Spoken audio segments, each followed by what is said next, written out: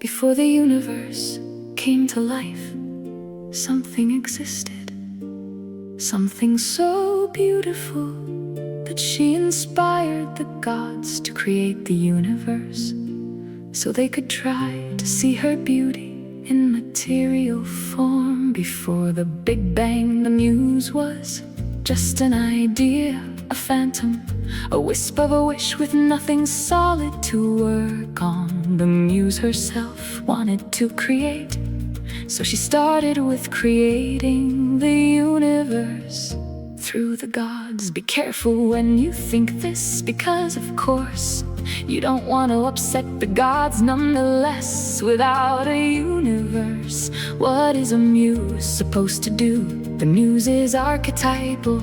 She existed before the universe did.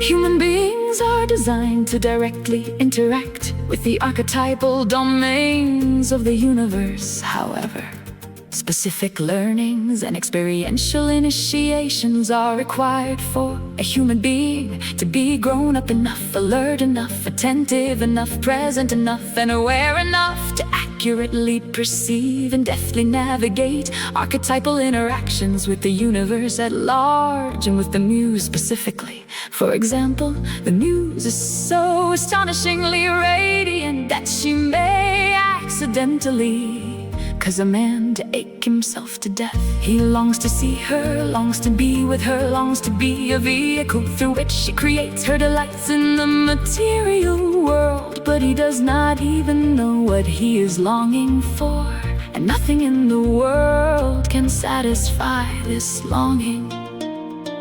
This gives rise to an interesting question. How does a man become something that is interesting enough for the muse to be interested in being interesting in? That question is real enough to ignite a human being to leave his or her known world and go out on their archetypal quest for radical freedom, carrying a quest ion in their belly that actively asks how to become attractive in a way that the most attractive thing in the universe might be attracted to you. How can you bring the muse to life so she is fed and nurtured while feeding you the magical brilliance that you need to create something she can be fed by while she creates it through you?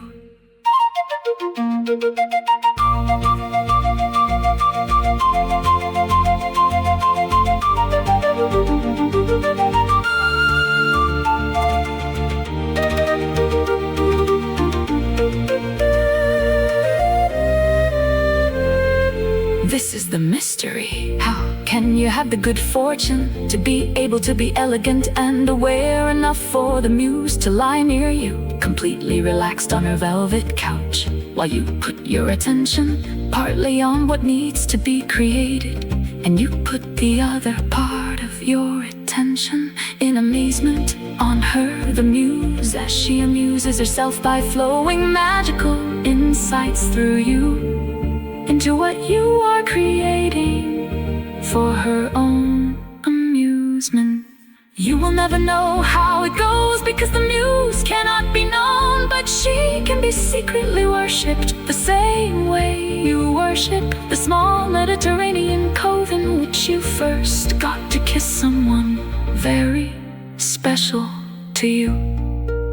You don't talk with anyone about the muse. She is not yours to talk about, but she is yours to love for the mere fact that she exists, and that she may, from time to time, come around and visit you surreptitiously, without fanfare, to bring you the best stuff in the world, stuff that you could never have created yourself.